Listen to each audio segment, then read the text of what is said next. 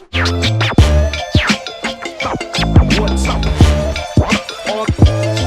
right. Alrighty. We're back. Back here. Jeremy blessed us again. We did, what was it, episode 5? What was it, episode 4? Forgot. I forgot the episode. Pretty sure it's episode 5. So what happened was, this guy didn't press record. Which happens, like I said, which happens to the best of us, but It's okay. It's all sweet now. Everything's recording. We had such a great time talking, and I think there was just a lot of awesome information. And I was like, we have to get that. We have to share that with the world. We can't just not share what we talked about. So Jeremy, has been gracious and blessed us with his time again this week to go through episode 5.1. Thanks, man, for having me on again. No worries, man. So if you guys don't know, this is Jeremy Mura, brand identity designer, educator, and content creator. Do you want to give a bit of a spiel about what you do and how you got started? Yeah, 100%, man. Just want to say thanks again for having me on. So my name's Jeremy. I'm 28 years old. I'm married. I live in Northwest Sydney. And I started design all the way back in high school when I went to Cherrybrook Tech. It was like a tech school, and we did multimedia, and I learned Photoshop back in like 2009 or something. And that got me hooked onto design. But I eventually went to uni, went to SAE, studied there in 2014. That's when I started, did a 2-year bachelor course in graphic design, and I finished in 2015. And then ever since, like, before that, like 2012, I've been like freelancing, used to go onto like freelance sites and, work with friends and family, do logos. I mainly focus on like brand identity and logos. I love working in the tech space, in the YouTube space as well, content creation, and coaches and stuff like that. That's sort of where my niche is. And I also educate graphic and brand designers on how to actually run their freelance business, how to get better at design, and how to increase their income through my courses and templates and products that help them go to the next level. Yeah. Well, what we talked about last time and about how you sort of got started, brought me another question of what would you sort of give advice to new designers, just sort of graduated, trying to get into the industry? What are the core things you tell them to do straight away? So for me, what I did is I did 2 internships. So I did one inside, that was part of my course. Then I did one outside of my course in 2016. And so and that was unpaid. And for me, it's all about getting your foot in the door, opening up opportunities and creating those opportunities for yourself, because I don't believe in luck. I believe in cause and effect. 100%. So for me, I would apply to so many jobs. I would get rejections, I'd redo my portfolio, my CV, my cover letter, whatever. Then finally I got this internship. It was like 2 days a week, unpaid. And eventually the creative director liked me so much because I had these traits of humility. I was eager to learn. It didn't matter if I made mistakes or failed, but I was curious and asking questions. And I just wanted to, I was very open-minded and just no ego. And so she really liked that. And eventually she started paying me to come extra days to work at this agency it was like for FMCG, doing packaging for like Cocoa Pops and Kellogg's and awesome Audi brands, like all this cool stuff, which was fun. And then eventually she moved to different agencies, and she brought me along with me, and she hired me for some jobs. So I'll get like freelance jobs, like a couple of days a week.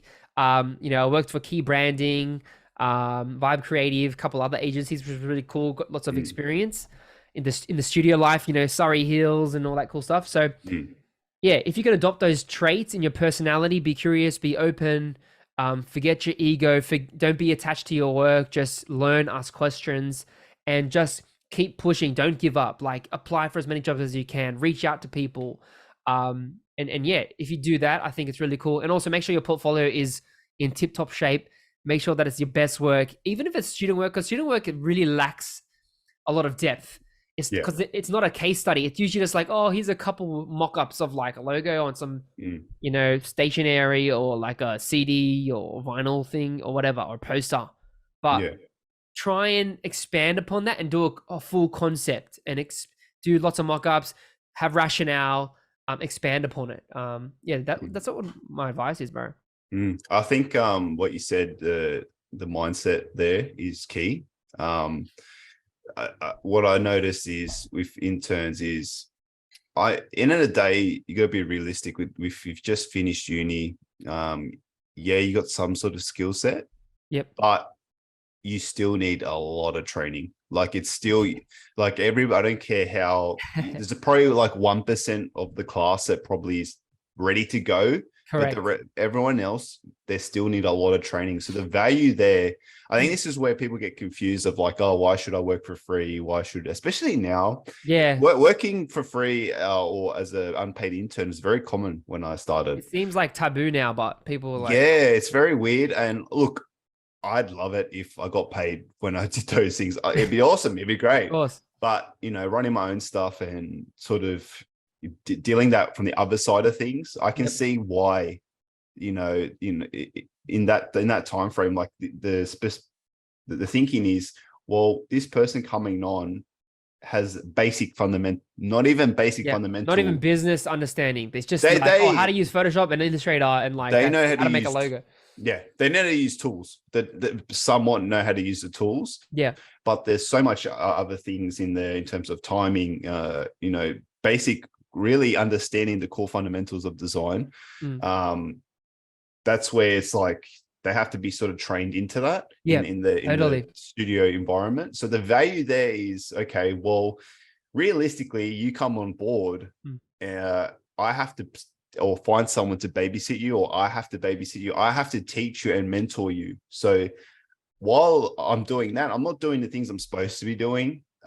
So, and when you hire someone, you want them to be able to do what they can, do it perfect, and not worry about it. Because then you can do what you do best. That's the whole purpose of getting someone and paying someone to do the job. Correct. So but you end up micromanaging. That's the problem. Yes. It sucks your time and energy. And so that's why a lot of people don't want to hire an intern, because there's so many elements to it, That's it. And I think, from the intern's perspective, it's like, they don't think about that. They think about, oh, I'm spending my time and my this, but your time is not as valuable as someone running an agency. It's not as valuable yet. It will be, you know what I mean? And the mindset thing, going back to the mindset of how that I prefer in terms of skill set and mindset or just the daily attitude, that's more important to me than the skill set. Skills can be taught. That's easy. Like that takes time. You can't rush that. But in terms of your attitude, how you come to your job, how you do your work, like that's more important to me. If I'm really considering someone to join and be, get eventually paid work and join the team. That's what I'm looking for more. And if you might be pretty good at the tools and design, but if you don't have that, thinking ability and that attitude as well, just like you said, just positive, energy, forward, like vibes. Self-discipline. You do your own thing, like you know what I mean. Like that's more important to me. If you show that, you're more likely to find an actual totally position. I agree, man. Or you get referred, or like someone will refer you. That person will be like, look, there's no work here, but I've got a mate down the road. He's got a studio and he needs someone, and you'll do great. You know what I mean? Like, I think that's very important, just to clarify to especially young designers sort of getting started as well. Yeah. I just wanted, I think what else we talked about was, so what led you to start creating your own content? So you've got a lot of stuff on social media, Skillshare. What was the sort of the catalyst to get you started on that journey? Yeah, so for me, one of the principles that I learned early on is that it's better to give than receive. And so Jesus actually said that in the Bible, which is cool. But also, I learned that you must teach everything you know. Early on, one of my mentors told me that. And so when you teach everything you know, you're releasing your revelations, your knowledge. And so when you teach something and you hear it over and over again, science proves that when you hear something 7 times, you retain it.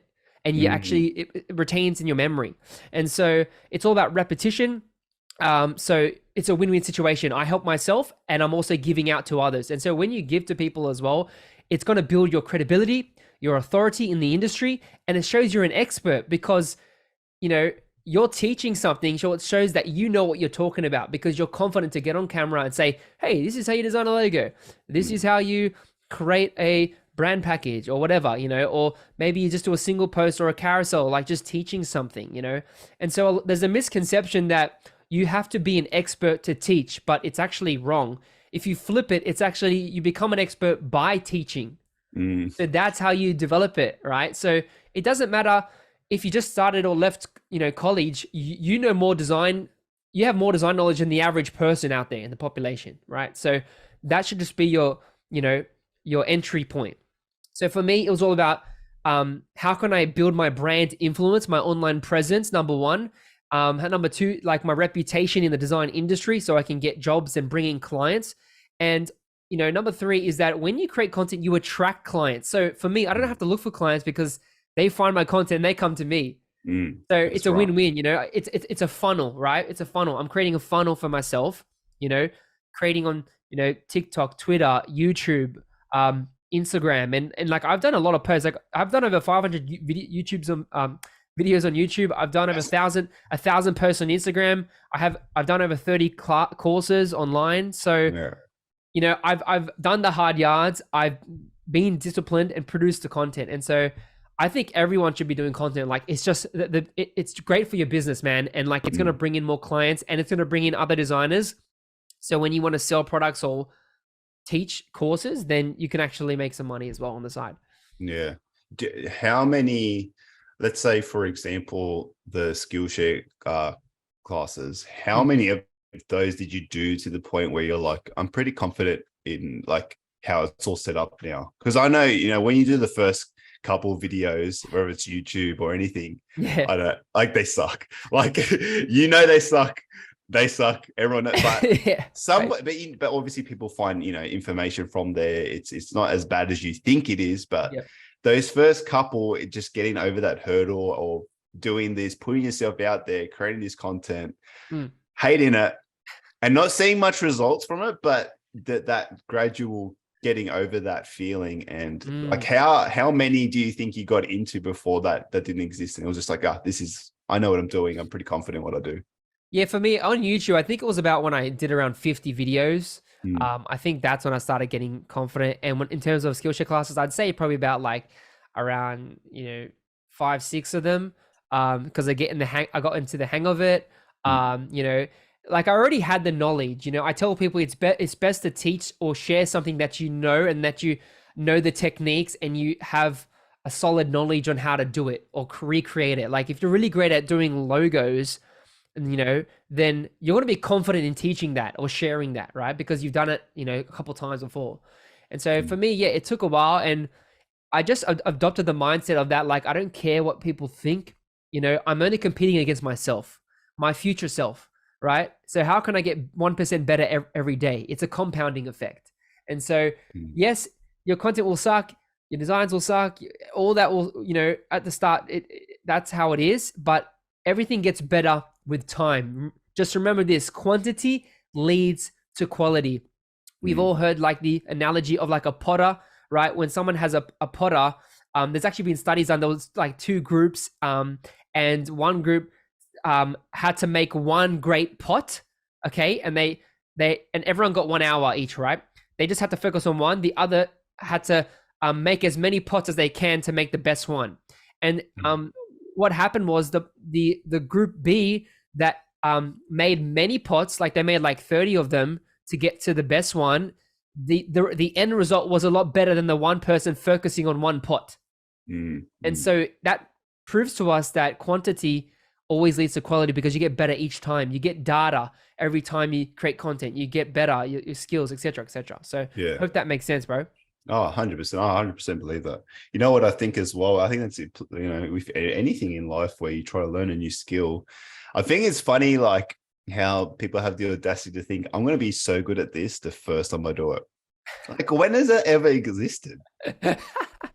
Nah, man. I think everything is a challenge. Like, everything's hard at the start. Like, think about when you're a baby, like you have to start walking or crawling. It's like for them. You don't just get up and just start, walking away. You know what I mean? Right. They take you fall, you trip over, you cry, and you get up and you sort of do it. Yep.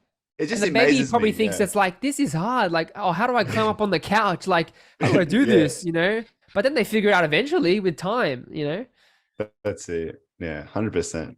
Yeah, I just think like within, especially I noticed that when I started to do like different sort of disciplines of design, when you start doing more illustrative stuff and you Yep. start doing experimenting there, Yep. and if you haven't done it enough, it's like, and what the worst thing is when you start looking at social media and you start looking at, oh, these guys are so good, and you sort of get inspired. You're like, oh, I'm going to try to do that myself, and then you do it, Yep. and it's like, oh god, this is terrible. But like remembering that, to have the audacity to be like, you're not, how can you be as good as that person that you just saw if you just did it once or twice? Like, it does not work like that. Yeah, exactly, dude. Totally Yeah. agree. Um, in terms of, so you got the courses at the moment, and I think last time you shared with me that I think it was over 50% of your revenue comes from the courses. Is that Yep. right? I hear that right? Yeah, 100%. Yeah. Yeah. So going into the future, like what's the plan? Is it to focus more on the courses? Is it to try different avenues? Like what sort of sparks you into the future? Yeah, for me, I'm all about challenging myself. I don't like being in the comfort zone. You know, I remember a year ago, I actually did a membership. I had a subscription where I had around, 10 to 20 students, and I was teaching them every week, and we're doing calls and stuff, which is cool. But I put that on pause and I had my child last year. Mm, Um, so I've done that. But going ahead for me, I personally find joy in doing a lot of the content and YouTube creation stuff. I just like doing that and creating like briefs and challenges for designers. I think that's where I have the most fun.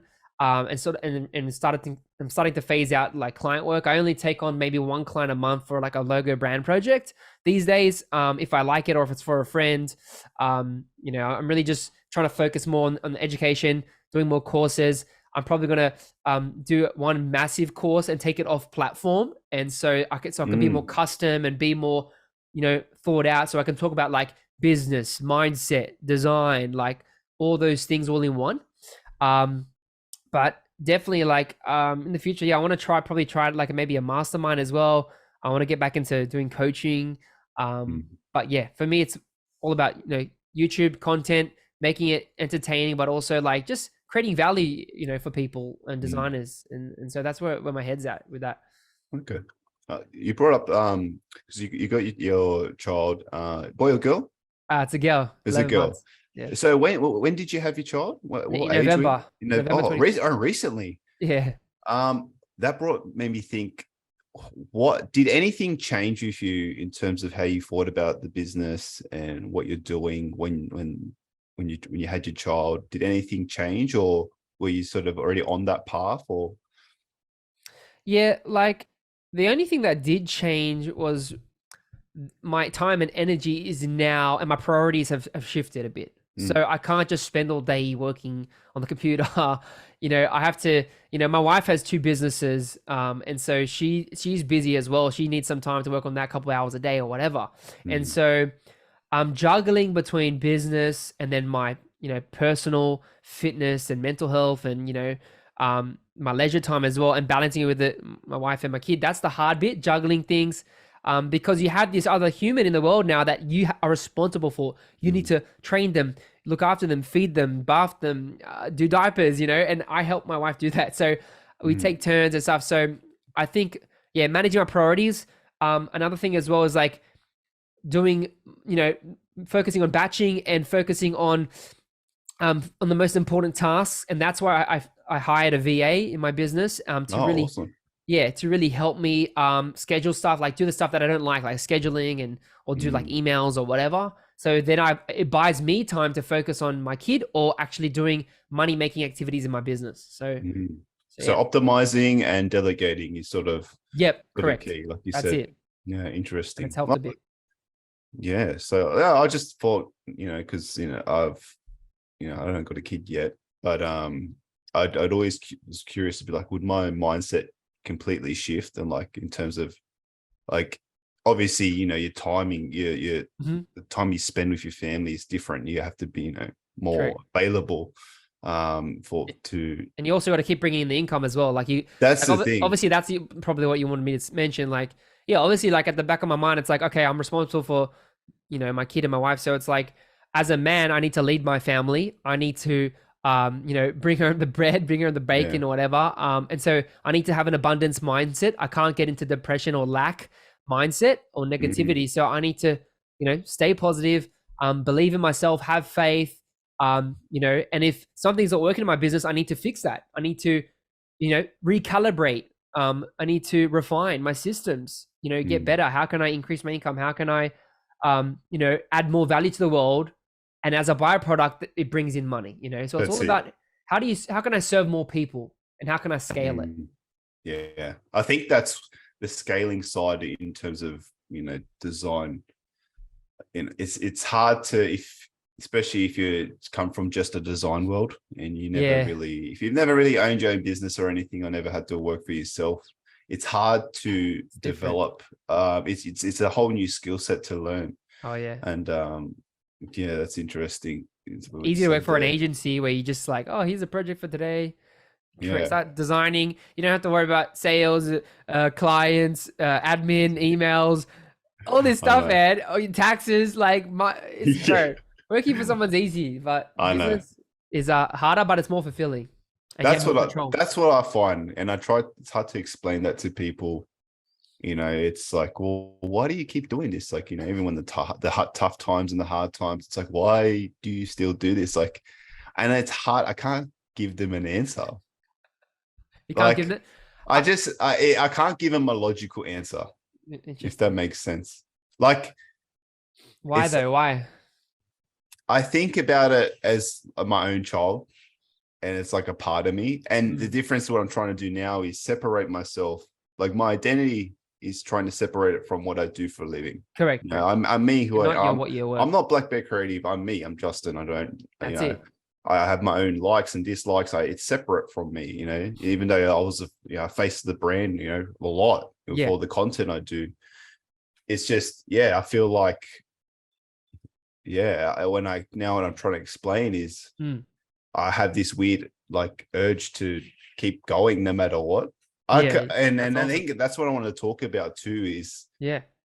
do you think mindset is like built in? Like, is it from birth, or do you think it's a learned skill? Good Like, is question. this, it's, I've been thinking about this, and I Mm. think it's a bit of both, but some people, I don't know, some people have different thoughts and perspectives on it. So, My perspective on it, man, it's a great question. Is that I believe mindset is actually taught, mm, right? When we are born, we're a child, everything is programmed. What we watch, what we listen to, the movies, the music, what our parents have taught us, we are being programmed the day we are born. And they say the mm, most crucial years is between the age of like I think like 4 to 7 or 4 to 13, like in those kids' years.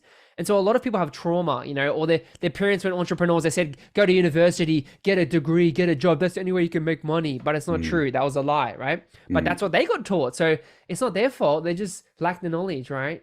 mm, And so for me, it's like you need to listen to the right voices in your life. You need to get mentors, whether it's a pastor, an entrepreneur, whatever, a mentor that you follow, a coach, your teachers around you, like whatever it is. And so for me, the way I developed my mindset was like, I did have a mentor in my life, and he was a man of God, a man of faith, but he also taught about other principles. And then I listened to other people like Gary Vaynerchuk, Sean McCabe, Sean Cannell, Ty Lopez, and other, gurus and stuff like that. And so having the faith side and sort of the business and entrepreneur side, listening to podcasts and taking courses and on listening to YouTube really helped form my mindset that I have today. And that's why I have a strong mindset. It's unbreakable, basically.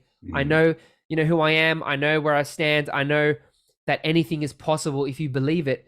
And so it took many years to develop that. mm. And sometimes I had to deconstruct some ideas or deconstruct some ideologies and paradigms, and I had to shift it. And so that took Yeah. time, but I believe anyone can transform their mind. It's just about your belief systems and about changing them and being open-minded to believe something.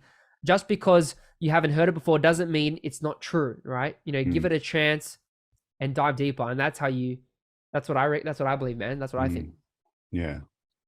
that reminds me from the last conversation we had, you brought up spirituality, and I Yeah. think I'll be curious to know, how's that sort of helped you make business decisions? How's that sort of helped you maybe even get through the tough times? Because I know most people that run a business, it's not always, sunshines and roses. There's tough times and there's Yeah. good times, It and happens. it's a cycle that goes through. So, and for me personally, I wouldn't say I was very spiritual growing up as a kid. Yeah. I did when I was little, going to church and stuff like that. But then Yeah. as you get older as a teen, I sort of, Yeah. didn't really Fade pay much away. attention. But going into, as I get older, just reading different sort of, reading up on different religions and sort of seeing what's out there, that sort of helped me sort of get through a lot of the tough times. Just making, like, thinking, okay, like, this isn't everything. Like, the worst case scenario isn't that bad. You're very lucky, you're very blessed. You live in an awesome country. Yep. You have a beautiful family. You get to see your family, they don't live far away. Like, everyone's happy, everyone's healthy. Yep. There's so many things to be positive about, and Yep. that's sort of where that sort of helped me. But I was just curious for you, is there any Yeah. particular examples of where that's helped you in your sort of business journey? 100%. Like, I think, believing in God has really helped me. I have a Christian background, but for me, it's not about religion. It's all about relationship, and it's all about just knowing taking the principles and knowing your identity and understanding those things. It just builds you up so strong, and that's why I have such a unbeatable mindset, because I believe anything's possible. I don't care what people think. I believe I care what God thinks, and what God thinks is that He believes I'm prosperous, I'm more than a conqueror, I'm victorious in every challenge. I'm gonna come out of every challenge. I'm the light. I'm always excelling and expanding and growing.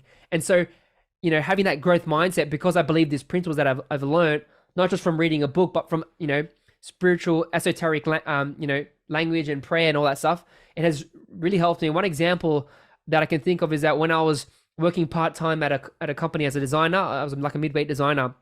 In 2018, I got a job, because I got married, and I was thinking, like, oh, I need to make some extra money, because I was freelancing, and I was like, oh, let's get a job. And I got a job and I was working there for about a year and a half, and I was so bored of that job, because like some days I had nothing to do. I was literally on YouTube and had my headphones on, and I was watching videos. Like, That's my worst fear. working on my own design stuff. Like, I just felt like it was bad. I know you shouldn't do that. Like, it's not ethical, and and so for me, I realized that I just felt inside of me, like, in my spirits, that's what I believe in my spirit. I just felt like God saying, oh, it's time for you to move on.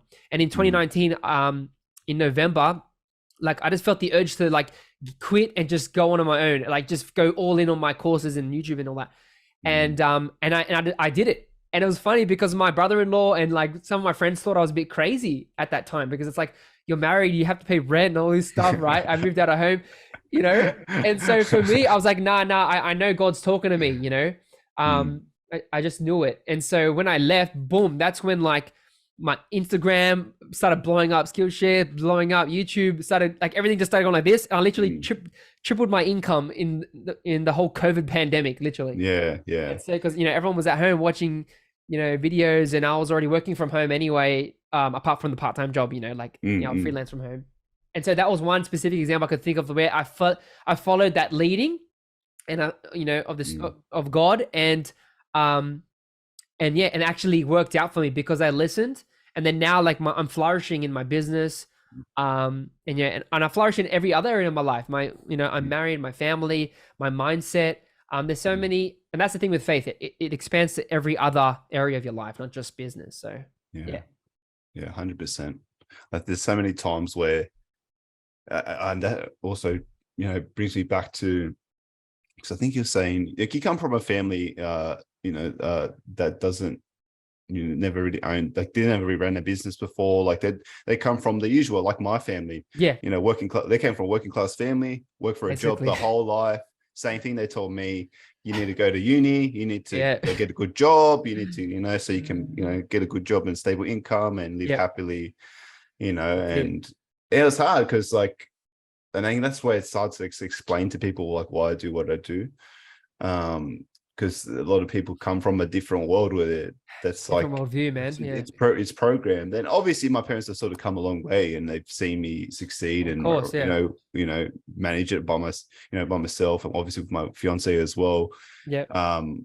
So Can I ask you a question, man? Like, do your parents send you jobs sometimes, like in your emails? That's what mine do sometimes. Like, they think I'm not getting clients. They're like, oh, here's a job. I'm like, I don't do that.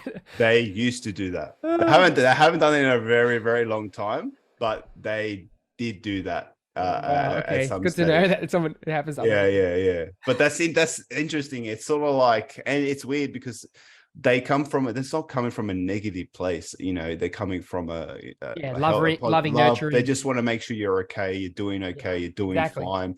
But in the same time, it's like, what? Like, it sort of stuffs you up mentally. It's like, what, do they think I can't do this? Like, and yeah, like I get for you. some, You can't let it get to you. Just gotta say, like, they're just trying to be helpful, but I'm good. Yeah. Sometimes, and then sometimes I think the opposite. I'm like, oh, they don't think I could do this. I'm going to prove them. Like, I have that mindset too. I get you. You're trying to make them proud or whatever. Yeah, I've noticed that it's better to think, okay, they're just coming from a good place. It's not, from anything. They just want to make sure you're okay. But I think you sort of answered the question where it's like, okay, if you come from that background, it's okay because there's mentors, there's other people to sort of link up with that can teach you and be around that environment that's positive, that's growth mindset, that's always pushing forward. I think sometimes, man, you have to invest. Sorry to cut you off, but I feel like sometimes you have to invest in yourself.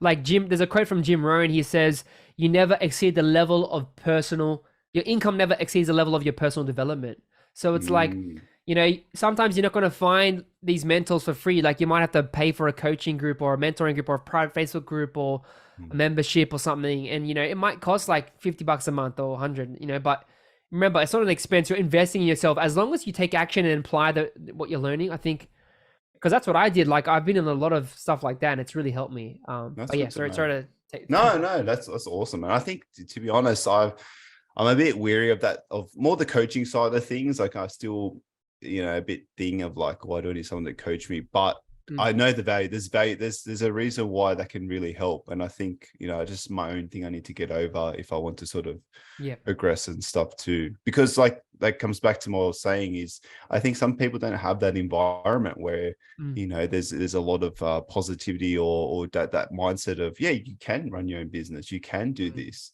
And I think as long as you surround yourself with that type of energy and invest in yourself, like you said. I think it's funny too, because a lot of people, our friends ask me, is like, okay, if I had like, $5,000 or $1,000 to invest, what would I invest in? It's like, dude, invest in yourself. Dogecoin. Just buy books.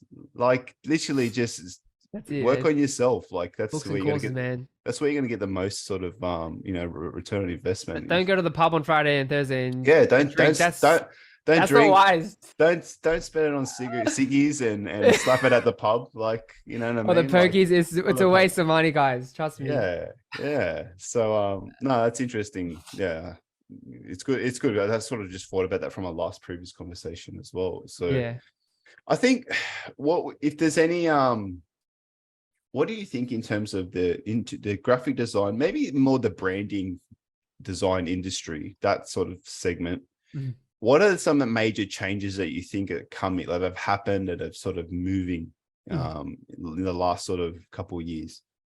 Yeah, that's a good question. For me, what I'm seeing is a lot of people are moving into the creator economy. So the designers are turning into like, digital artists and content creators, and so even, recently had a thing with Adobe. I got to talk to some people now, saying that Sydney is actually is a hub for content creators now, and a lot of people are moving here. And I know friends that have moved from UK and US. They want to move here, and some have already moved here, and they have YouTube channels. Like, one guy has like 500k. I know another guy's got like 130k on Instagram. He does content. So it's like, I think it's creator economy is expanding. And it's going to be $100 billion industry. They were saying by 2025 or something, it's like $120 billion industry. And so, like, we can't neglect it. Creating content, creating videos, collaborating with brands, because people don't care about brands anymore. They care about people. So, and people are becoming brands. and so that they connect better with influencers and YouTubers and stuff like that. So that's what I've been seeing. Also AI generation, I've dabbled in Midjourney. You've got DALL-E, you've also got Diffusion as well. There's all these apps coming, and I think a lot of agencies, designers will start to utilize AI just for faster 100%. iterations or exploration, or like or for like just for creativity, getting ideas. And so it saves time instead of hiring someone and going through that whole process of like revisions and briefing and all that. And so AI is expanding, creator economy, and obviously remote work. We already had that. I feel like it's normal now to have a small agile remote agency where you have outsourcing people from other countries. Like that's normal now, where you work from home. Like before, I think working from home was like a bit of like, oh, you're not a real business. Like, where's your big office? Where's the water fountain? Where's the nice little designer seats? The ping pong table and where's the ping pong table? The espresso machine, whatever. Yeah. But I feel like now it's normalized and now it's cool. Like awesome. You got a small team, and I think that's normal now, and I love it. I think remote working from home, it's great, having freedom, and also like adoption of like work-life balance in a sense of like you've seen the studies of like in Norway or there's other countries, they have 4-day work weeks, and it's like their mental health is better, their life is better, they can work on hobbies, and it's proven like it brings joy and happiness, because most people in a typical day do not work 8 hours. They're working 3 to 4 hours of focus time. The rest is emails, chats in the office, meetings that are a waste of time, and all this other pointless stuff. And so 100%. Now it's about having freedom, taking time for your health, mental health, etc., etc. And that's why we have apps like Headspace and all these other things. So that's my thoughts on that. Interesting. I think the last thing I wanted to ask you was, if you could, talk to your younger self, a younger Jeremy, maybe probably he's probably just doing these internships, sort of just finished, and he's like, oh, what's the net? What am I doing? What advice would you give him? What advice would I give my younger self, Jezza? I would say, don't be afraid to spend money and take risks, take bigger risks. Because I feel like sometimes we play it too safe. And so when you're young, you have time and availability to be able to do that. Because once you start getting older, you start getting married, you have kids, family responsibilities, or maybe your parent, your grandpa or something, someone is unwell, and you got to look after them. Like things can change as you start hitting 30s and stuff, And so take as many risks as you can when you're young, stay with your parents as long as you can, leech off them, don't spend, 100%. They'll pay your rent and all that stuff. Like just use that time to just go hard on your craft, build your business, like buy courses, and all that stuff. Invest in yourself as much as you can and take risks. Like, try and apply for the big jobs, or like do some weird projects, or try and collaborate with more people as well. I would say that collaborate with as many people as you can, because you're going to learn faster. You're going to develop your character a lot better as well. And just step out in faith and just try your best, be excellent, and just give your all. Like, don't do a half-assed job, like do the best you can, do the best work, surround yourself with the right people, and take risks. And I think, I should have done that more when I was younger, but I'm doing a lot. Like I do it a lot now because I sort of have some stability, but I'm always, when I start feeling I'm playing too safe, I'm like, nah, I need to do something. I need to challenge myself. I'm not growing. I need to, get in the trenches, so to say. I feel this. Yeah. I know that feeling of when you're sort of, everything's sort of okay. And it's like, this is boring. Like it's just, it's like, it's not, it's just not as fulfilling. Like you get to a stage where things work the way, everything's working smoothly. And, but then you're like, for example, like I got to the stage where I was working for myself, just me, one-man band, and it was good, but I don't know, I think, to be honest, it wasn't my original vision. My original vision was to have a small team. It was to have people around, just building an awesome little hub there. But Yep. and then I got to a stage where, but everything works now. Why do I need to push forward? Like, why do I need to risk anymore? And Yep. and I just felt like, you get called to just push and go beyond. That's it, You know man. what I mean? Love it. Don't be afraid to go to, beyond Yep. what you think you're capable of, I guess. Yeah. Yeah. Great, man. That's awesome. Well, Awesome. look, Great. let's wrap it up. Thank you so much again for jumping on for the second time. My pleasure, man. I think, look, to be honest, this might be even better than the first one. So I I think hope so too. I hope everyone got a lot out of this and enjoyed this episode. Where can they find you, Jeremy? Well, you can find me on Instagram, LinkedIn, Twitter, Skillshare, YouTube. Just search up my name, Jeremy Mura. On Instagram, I'm at the Jeremy Mura. And yeah, come DM me if you have any questions. I'm happy to help you out. I'll give you some guidance. Always my DMs are always open. But yeah, come say hi, or if you want to learn logo design or branding, you can take my Skillshare classes. You can get one free month. Just DM me on Instagram, and I'll send you a link. So yeah. Appreciate it, man. Thanks for having me on. It was awesome. No problem. All right. Take it easy, everyone. Thank you for watching. We'll see you in the next episode.